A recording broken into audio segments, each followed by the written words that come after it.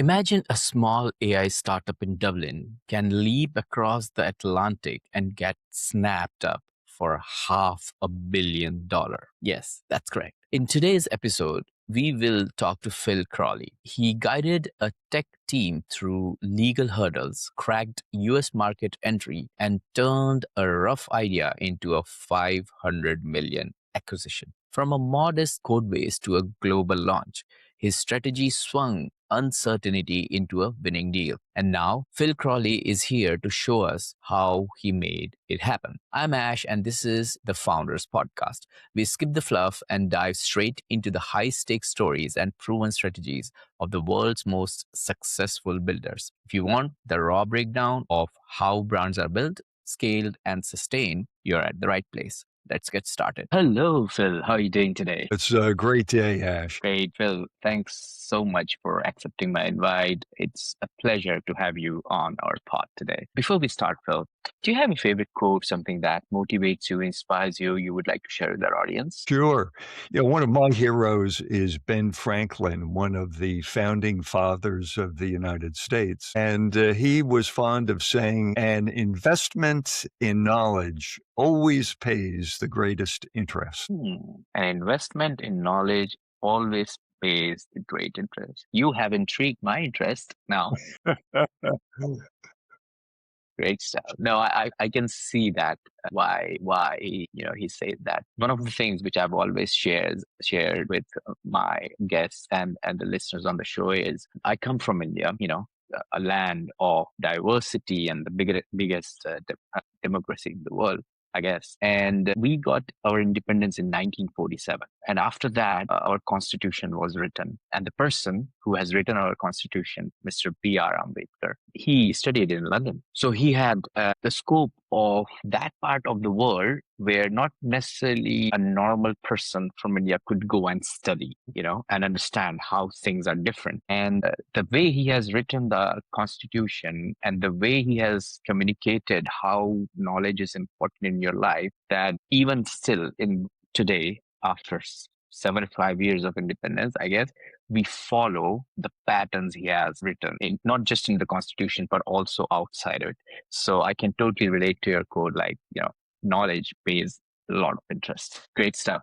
So Phil, imagine you are in a room full of founders, early stage builders, right? You walk into the room, you got onto the stage, you have the spotlight on you, you have the mic. What would you tell them that they will stick with us for the rest of the hour? That's easy, Ash. I'd say, what if I could tell you a story and help you understand how two young men with limited resources from a small country, from Dublin, Ireland, took a great idea and turned it into a business that they could sell for 425 million euros. Would that be of interest? Yeah, definitely. That's what we talk about, the underdog stories, the amazing stories coming from around the world where our listeners can relate to as well as learn from it, right? Exactly. Great. So stories are yours. All right. Well, back in 2015, when I formed my law firm, I was volunteering as a mentor at a technology accelerator in New York City, the Entrepreneurs Roundtable Accelerator. Very well known, very highly regarded. And Enterprise Ireland approached the accelerator and said, well, look, we have these wonderful startup companies here in Ireland, and we'd like to have some of your expertise in terms of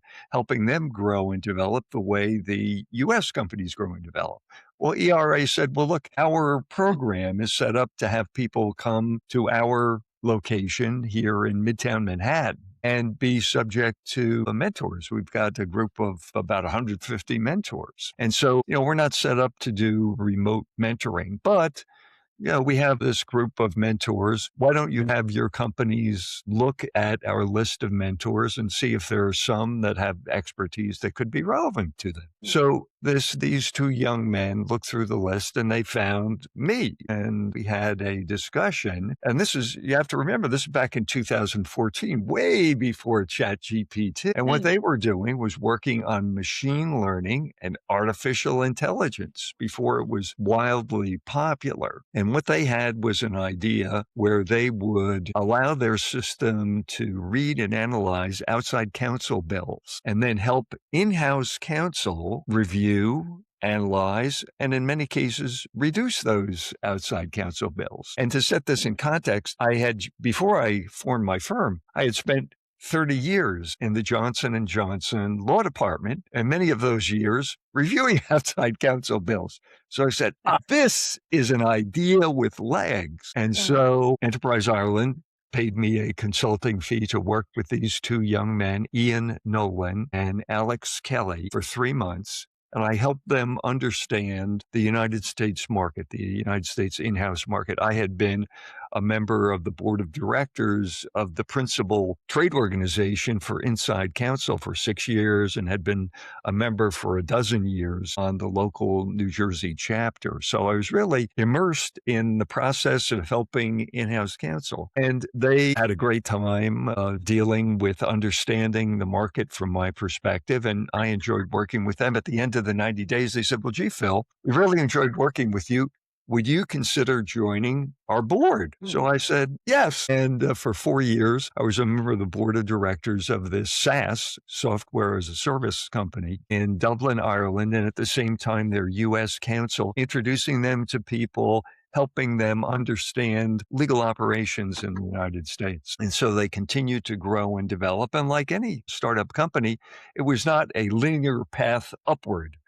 There were challenges, there were setbacks, there were disappointments, but they kept through it. And in the latest years, in the 2020s, they started to grow and develop and shoot up dramatically. And so, and this time they had grown from 15 people that they had in 2014, 2015 to over 100 people in Dublin, Ireland, and people in Australia and in the United States involved in sales. And so there was an auction process. And over a couple of very tense months, Ian and Alex kind of negotiated the process of selling their baby, a Bright Flag, you can look them up, to Wolters Kluwer for 425 million euros. And so that's the story of how they did it. And I joked with them afterwards that it had only taken them 10 years to become an overnight success. But it shows the power of some concepts that I've seen played out in Angela Duckworth's book, Grit. That determination, that dedication to keeping at work, keeping moving forward, never giving up until you get to your desired endpoint. And I think that both Alex and Ian were perfect examples of that. Definitely, definitely. And I wanted to ask you, first of all, great work by not just both of them, but also you, because you've been there, not just mentor, but also, helping them to navigate through the trenches, right? Would you be able to give us a little bit insights on when you joined, and then what was the stage where you were, having your hands dirty in the mud, and then basically came out with a diamond or an idea or some sort of, what's the real analogy here?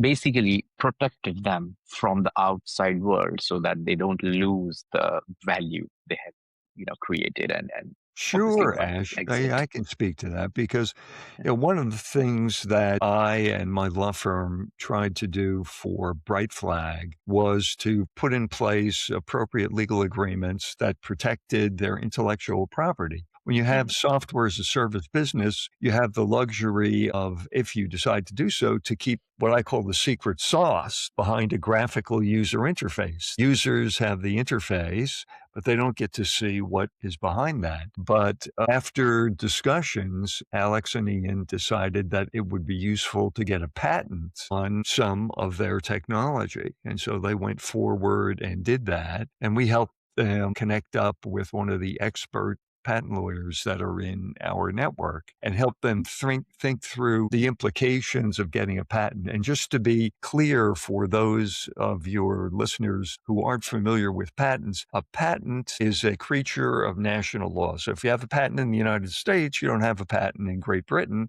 If You have a patent in Great Britain, you don't have a patent in the United States. So you have to think through a strategy of where to obtain patents nationally and how best to use them. And so we worked with Alan and Ian to help them figure that out and to obtain patent protection. And the patent is a right to exclude others. What I find businessmen sometimes mistakenly believe is that a patent actually allows you to produce, manufacture, use, sell, promote your particular invention. And the analogy I give is kind of simple-minded analogy, but I think it works is suppose that you, Ash, have a patent in the United States on bicycle wheels, and I, in the United States, have a patent on a special spoke for bicycle wheels. So the question to be asked is, well, since I have a patent on those special spokes, can I make bicycle wheels with my special spokes? Because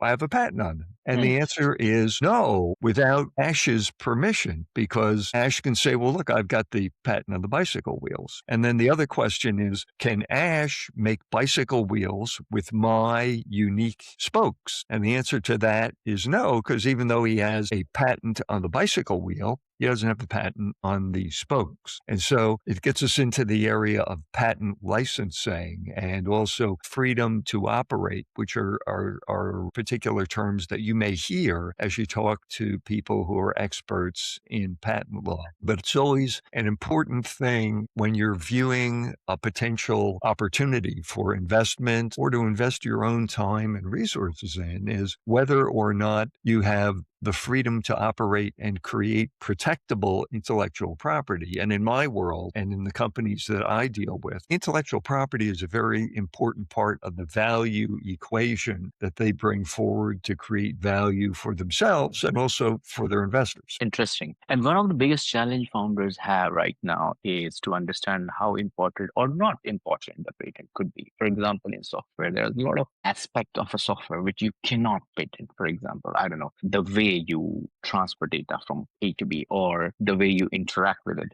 But there are a lot of things, especially when it comes to design, you can patent. For example, the slide to pay button is still patented for Amazon, right? Mhm. Nobody else has that patent. The right swipe and left swipe for matching is patented by Tinder, right? Nobody else have that patent. Other things I can remember on top of my head is I'm not sure if you have ever heard about that product came into Shark Tank. It's called Scrub Daddy.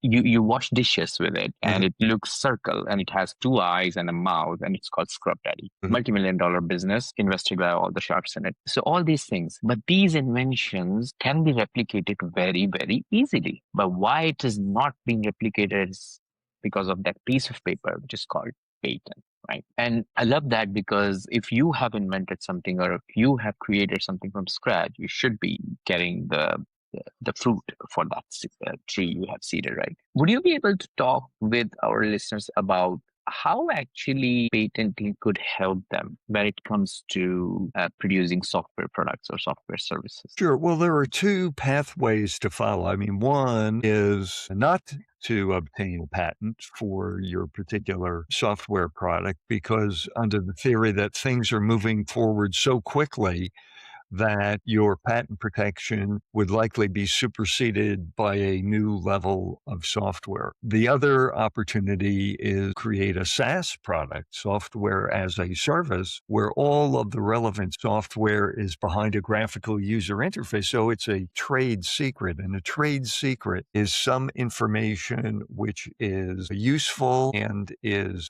not generally known and is protected.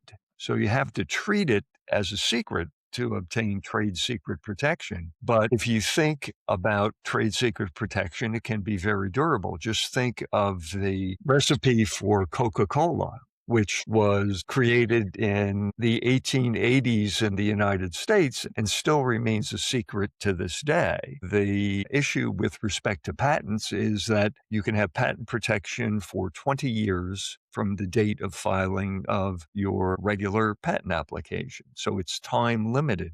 You get 20 years to benefit from prohibiting others from manufacturing, using, selling your product. But at the end of that time, everybody can use it because the trade-off is you have to disclose in the patent how you make the secret sauce or whatever it is. So those are the issues that come up. And so it's good to have a relationship with an experienced patent lawyer up front. And I know that clients sometimes fear if I get involved with a lawyer, there'll be uncontrollable expenses. I don't have the money for that. But the thing to do is to use your negotiating skills as a founder up front to find a skilled lawyer who will give you a fixed price for looking at your particular technology, or to have a conversation about the technology to help you learn more about it so that you can make your own informed decision about it, whether or not it's worthwhile to go forward.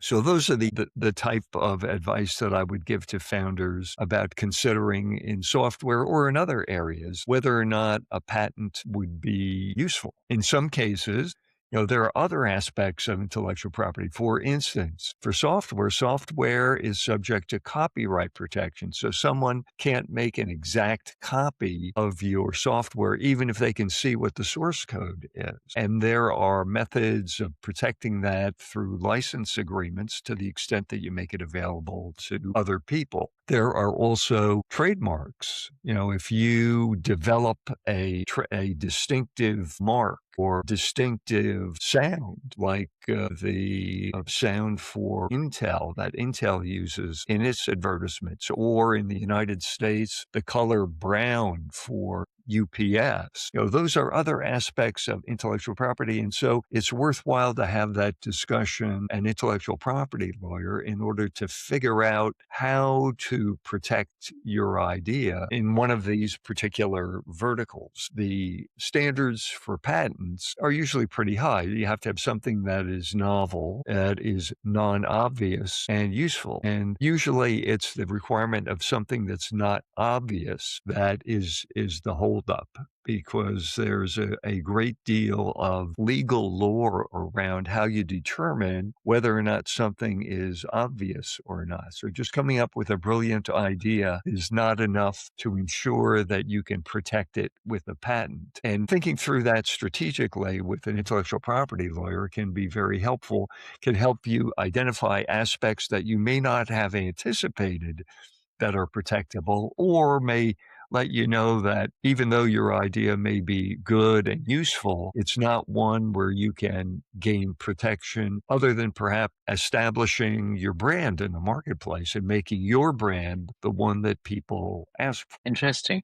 And Phil, one thing I wanted to always ask is about patenting is not it's not a cheap affair, it's an expensive affair, right? Anything you think tangible want to get patent upon, it could cost you thousands and thousands, right?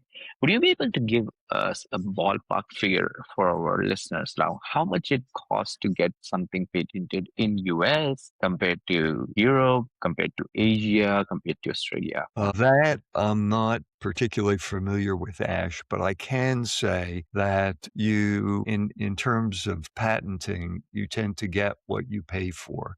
There are Mm. services out on the internet that will say, we can file a provisional patent application for you. It will cost $500. You say, Mm. wow, that is fantastic. That's exactly what I want. That fits in my budget. But the question is, what kind of protection does that actually get you? And has anybody done that freedom to operate analysis that I mentioned to determine whether or not, even if you file a patent application, it may be denied by the patenting authorities, saying that, it's already in the public domain and you cannot patent something that is already in the public domain, or something that's an obvious improvement to that particular device. And so it ranges, and it depends on the technology too, Ash.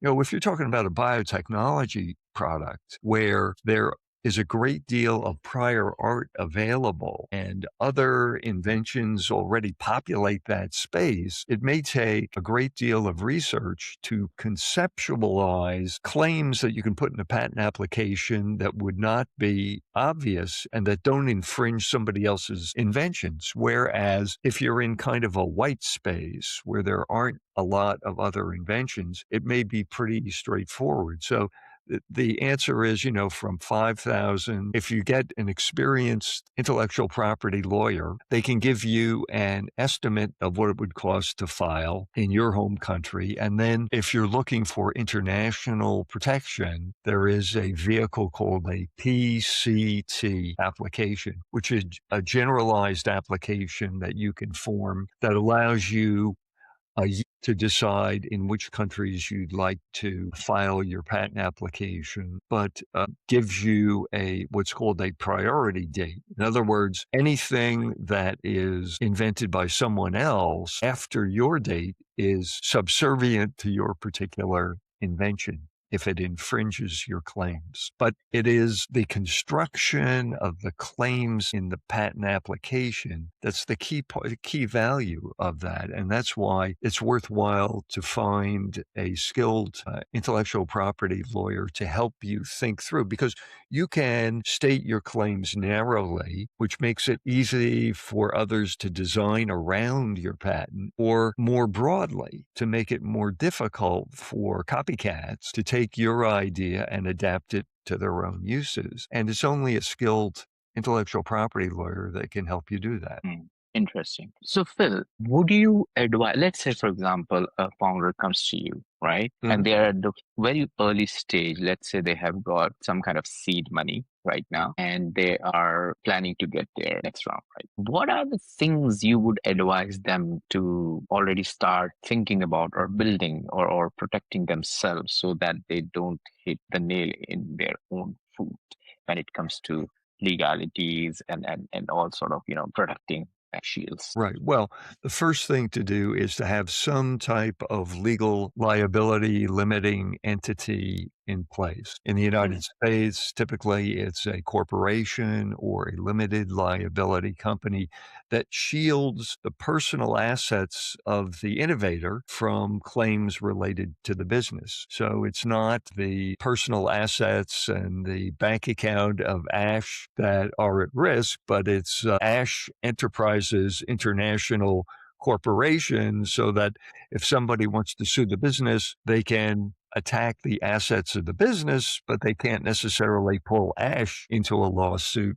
and have your personal assets at risk. So having that in place is very important. And then thinking about how to optimize control so that the founder is clearly in control. And that typically involves ensuring that you adhere to the legal requirements for electing a board of directors, electing officers, having regular meetings, and ensuring that it is the corporation and not you personally entering into contracts so that you respect the niceties of the entity, whether it's a corporation or the equivalent of a limited liability company. Those are two of the things. And then to focus on documenting, even if you can't afford a lawyer up front, at least documenting in your own lay terms what your arrangements are among the founders and with third party entities. And in mm, dealing with intellectual property matters, it is crucially important to understand that you need to have written agreements so that, for instance, founders, I always advise my companies to make sure that you have founders agreements whereby they assign to the company all of the inventions and copyrightable works and intellectual property that they create in connection with the business so that people and investors know, well, everything that has come out of the work of these people is in the business, and we can have that reliably. That's important. And then importantly, as you deal with vendors, particularly vendors who are creating or adding to the intellectual property that is part of what you want to use to create value in the business, that there's a written agreement that says that they assign all of that material to the business as well. Here's a case in point that I've seen. Someone will have their brother-in-law or a friend or some informal arrangement where they have someone contribute to some computer code of something that they're working on. And it's an oral agreement, and they may pay a fee, or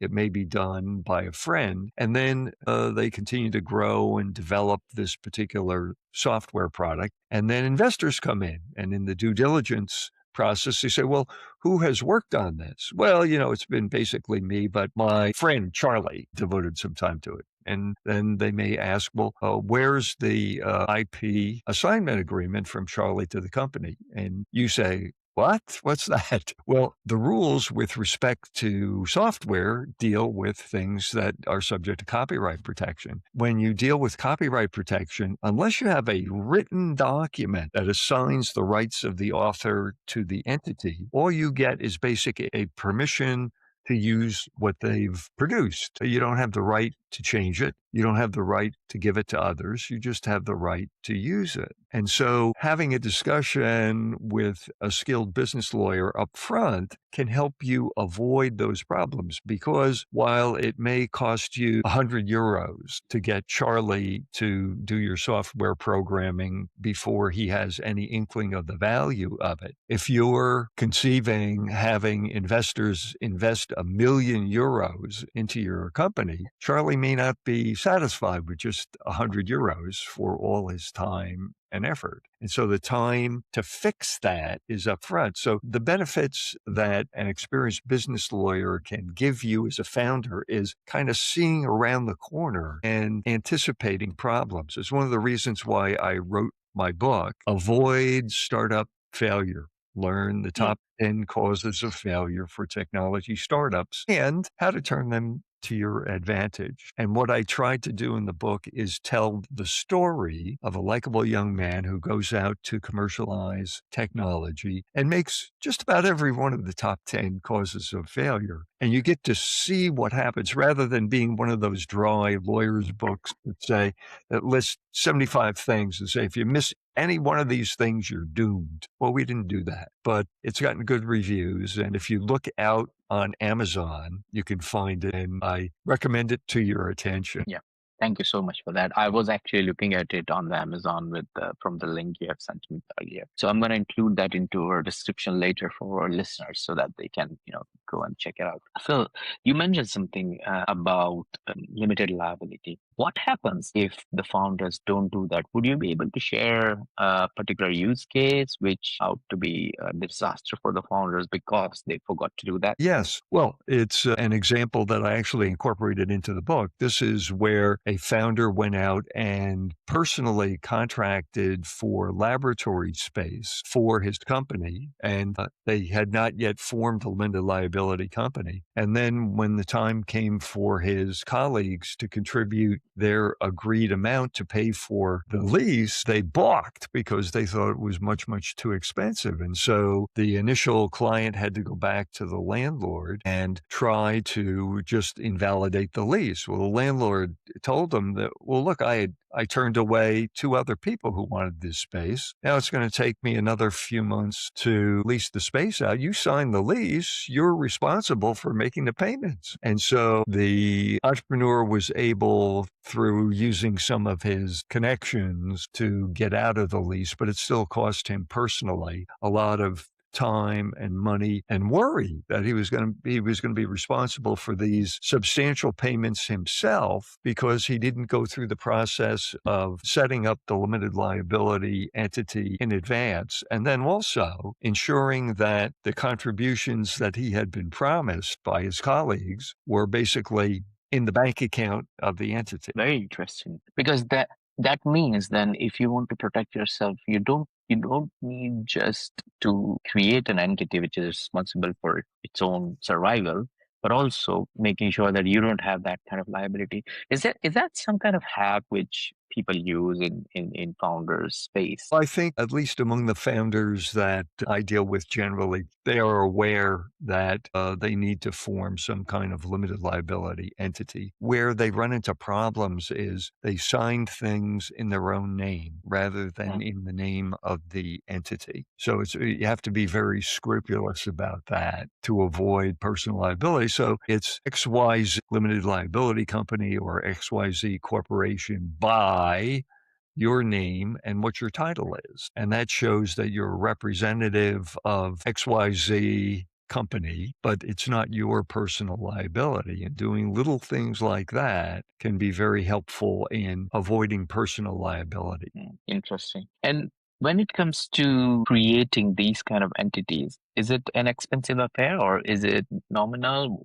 How do you categorize it? Forming it is relatively inexpensive, and in the United States, it's pretty easy and quick to do. The preferred, and we in the United States, corporations are creatures of state law. We have 50 states. They have 50 different choices. The choice of most investors, though, is to invest in a corporation that is formed under the laws of the state of Delaware for a number of reasons. First, Delaware has the most sophisticated and the most long-standing corporation laws, and there are many major and minor corporations that are incorporated under its laws. And so there's a lot of case law and a lot of answers to questions that can arise with respect to the governance of a corporation. And investors, at least in the United States, feel most comfortable investing in a corporation organized under the laws of the state of Delaware. So that seems to be the preferred model. And then having that in place gets you started. But then it's important to understand what you need to do in terms of issuing stock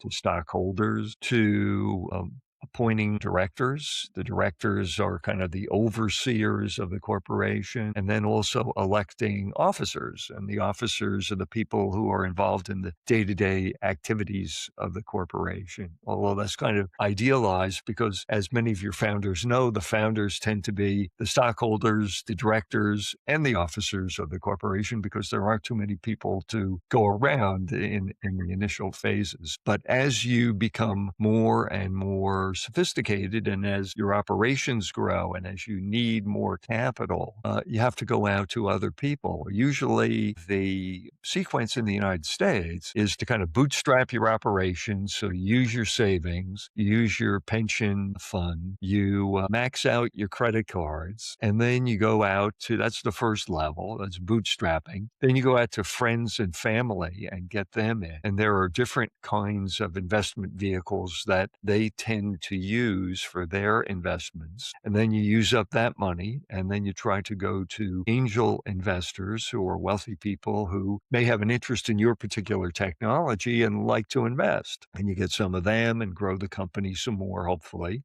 And then you go out to institutional investors, venture capitalists, family offices, and others who have somewhat more demanding requirements for due diligence and for the kind of level of control that they wish to have in an entity. At least, and that I think is fairly universal, although my experience, particularly with my friends in Ireland at Bright Flag, was that they came to the United States for venture capital investment after getting through their initial seed investors because there's more venture capital money here. People are less risk averse than they may be in other countries, and they're looking for really big returns. And so I must say that I think that the venture capitalists who invested in Bright Flag were very happy with the investments that they made in that regard. Perfect. Great stuff.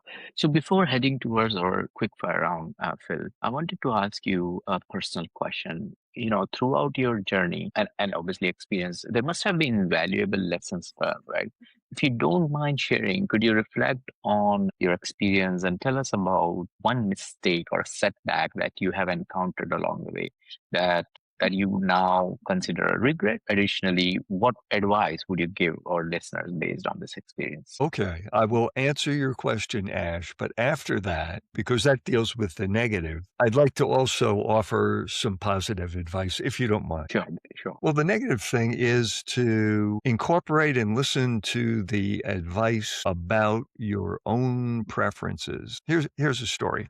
I went to Stevens Institute of Technology. I was convinced I was going to be a research physicist because I grew up in the age of the space race and physicists were doing some great things. And I was doing really well in the physics program. I remember in my sophomore year at Stevens Institute of Technology, I took a psychology course and it had various, and at one point we took a bunch of tests. I think one was the Cooter Personal Preference Survey. And what it did was compare my likes and dislikes with the likes and dislikes of 300 different people with 300 different careers: a physician, police officer, an insurance salesman, various kinds of scientists, and carpenters, electricians, a whole bevy of people. And it was scored on a scale of 1 to 99. Well, I was doing so well in the physics curriculum. I said, well, I must be a 105 for physicists. So I remember opening up the report, looking at the report, and it said I had a 38%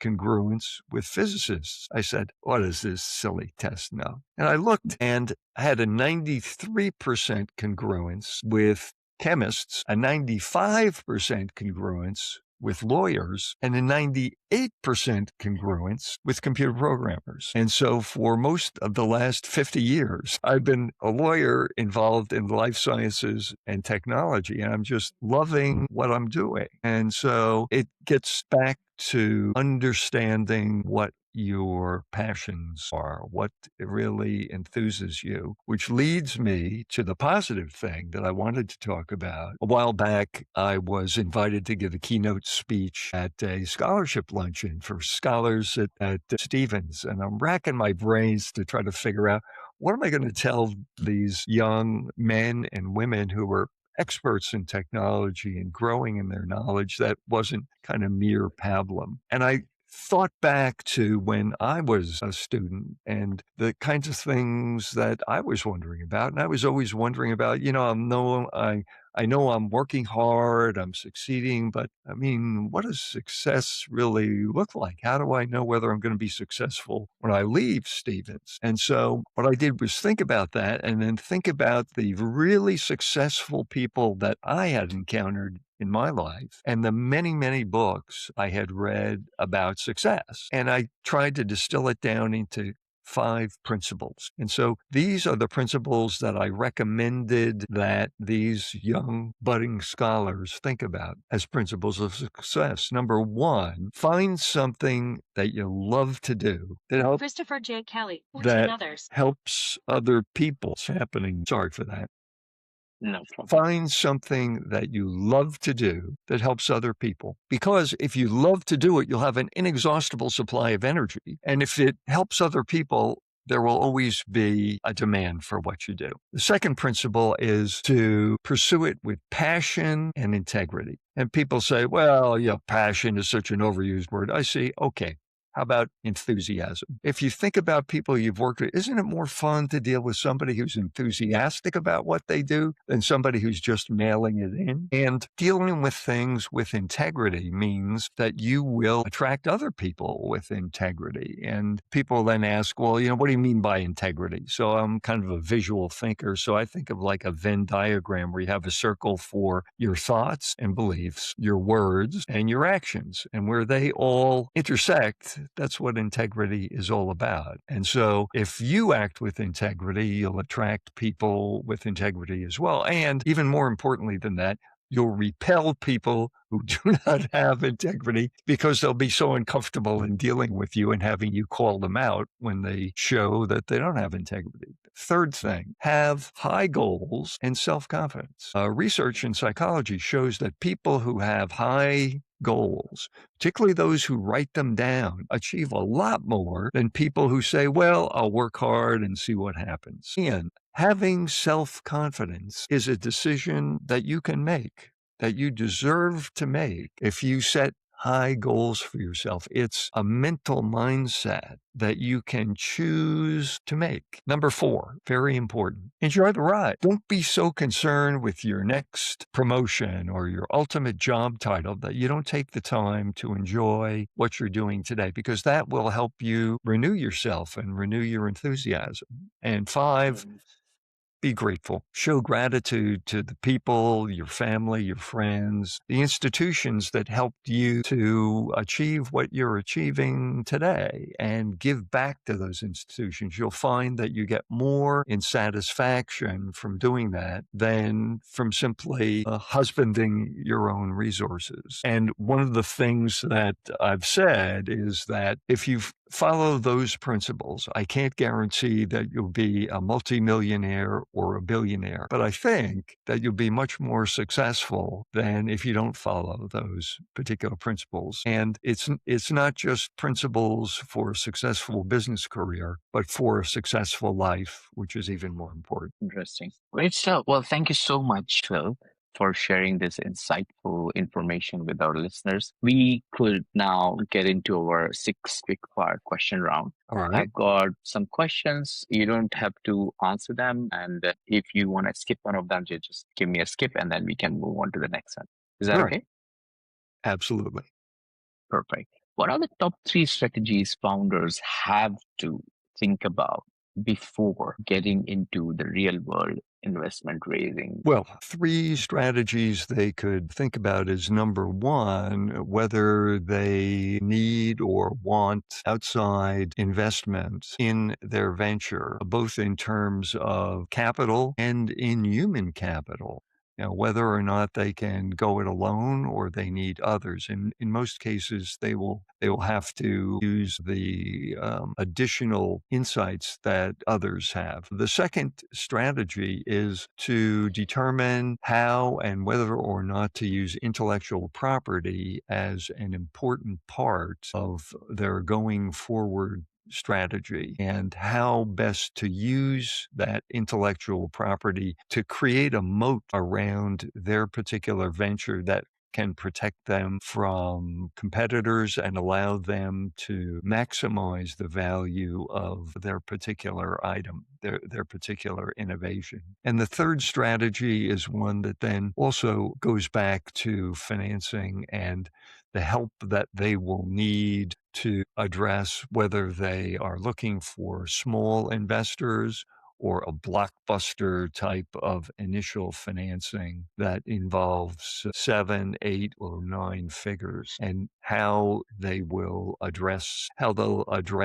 attracting that level of investment to distinguish themselves from the other opportunities out there. Perfect. Great stuff. Question 2 is, what book would you recommend to our audience and why? Books. I love books. There are several, so I can't just give you one. Number 1 is Angela Duckworth's book, Grit. Shows what it takes to be successful. She's done a wonderful job of that. The second one is Barbara Fredrickson's book, Positivity, the power of a positive mindset. And the third is a real classic, Napoleon Hill's book, Think and Grow Rich, which, if you think about it and analyze it, is the basis for most of the success coaches that you see in the news today. Tony Robbins and others go back to this 1935 book written in the midst of the Depression that has some really golden ideas that help you understand and appreciate the work of Angela Duckworth and Barbara Fredrickson as well. Interesting. I'm going to add one of these into my reading list later on if they are available on Kindle, because I usually read on Kindle. So Oh, yes, they are. they are great stuff. What's one attribute or characteristic in your mind of a successful founder? What's that, Ash? What's one attribute or characteristic in your mind of a successful founder? I'd say it's grit. It's the ability to soldier through, no matter how difficult it is, no matter how many disappointments they encounter, no matter how hard it gets. They are so focused on getting through to the goal that they have set for themselves. And for that, I go back to my 5 characteristics of successful people, Ash. I mean, if you are passionately interested and love something so much that helps other people, you want to help those other people. And I think that that helps you develop the kind of perseverance that leads to greater success the more you have of it. Interesting. What's your favorite personal productivity tool or habit? What's that, Ash? I'm sorry. What's your favorite personal productivity tool or habit? A personal productivity tool or habit. Well, I like to use a technique of creating a list of things for the day and then prioritizing them and working, if I can, to work on the number one thing first until it's completely done or until I reach a point where I stopped and then going on to number two, because forcing me to prioritize things means I'll get done the most important things. And the other things I wanted to do, if they're undone, are less important than the things I've prioritized. And even though I may not be the best at prioritizing things, at least that gives me some organizing principle to move things forward. So what's a new or a crazy business idea you would love to pursue if you had? Well, I think it would be interesting to be able to create an automated artificial intelligence paralegal engine for use in my law firm. But it's not only my idea. I'm sure there are hundreds of other lawyers who would like to have such an engine. And indeed, using Claude and ChatGPT correctly, as well as curated engines from publishers like LexisNexis and Thomson Reuters, can get us most of the way there. But I'm looking forward to seeing how far we can go with this. There are people out there, Ash, who view artificial intelligence as a tremendous threat. I go back and look at the development of technology generally and point out that if you were a buggy whip manufacturer in 1900, you had a pretty solid business. But by 1920, if you and your employees hadn't learned to make accessory parts for automobiles, you were going to have a hard time finding business. And so it's not that those buggy whip manufacturer jobs went away, but there were created other jobs that were better paying jobs in other industries that people migrated to. And my feeling is that the same thing will happen for knowledge workers with respect to the use of artificial intelligence. Some of the entry-level jobs will go away, but for those who are willing to put in the time and trouble to become experts in using artificial intelligence in a practical way, they'll have jobs because they will have those different jobs that use a different skill set. What's an interesting or fun fact about you that most people don't know? Well, I am a former church organist who decided in high school and college, in order to earn some money, that I would become a keyboardist and vocalist in a rock band before I found my one true love, which was to become a physicist, which, as we've discussed, has kind of morphed. Perfect. And one thing I wanted to ask is we started this new part in our show where I always ask my guests that what would you like to ask to our next guest on the show? So I have a question for you also from the previous guest, which I'm going to ask in a moment. But before I do that, I want you to tell me what you would like to ask our next guest. Interesting question. What to Because ask? you don't know who they're going to be, what is their expertise would be. So I Mhm. want you to think and ask a question which anybody could answer. Well, in your work, what are you most passionate about and why? Okay, that's interesting. I'm going to put that in here and then make sure that our next guest answer this question. So the question from the previous guest for you is, what is distribution means to you? To me, distribution means the effective transfer of valuable products, valuable information to those who can most beneficially use them. That's effective distribution, is practically getting an element, something with value to the people who can best use it. Anything else is not real practical distribution. It's, in my view, ineffective distribution. Great stuff. Well, thank you so much for joining me and sharing your story and unpacking the last years of building your personal business as well as helping out so many other founders and businessmen. If people want to get in touch with you, people want to ask questions, what's the best way to do it? I'd love to have them ask questions. They can contact us at info, at crowleyllc.com and just mention that they got that information from your podcast, and we'd be happy to get back to them and answer some questions for them. Perfect. Okay. And if you're listening to this pod, make sure to subscribe to our newsletter because I'm going to send you the information for Phil so that you can contact them directly via your inbox. Phil, thank you so much for joining us today and sharing your inspiring journey and the impactful work you're doing, helping other founders. It's been an absolute pleasure having you on Founders Podcast. Ash, thank you so much. I've enjoyed it as well.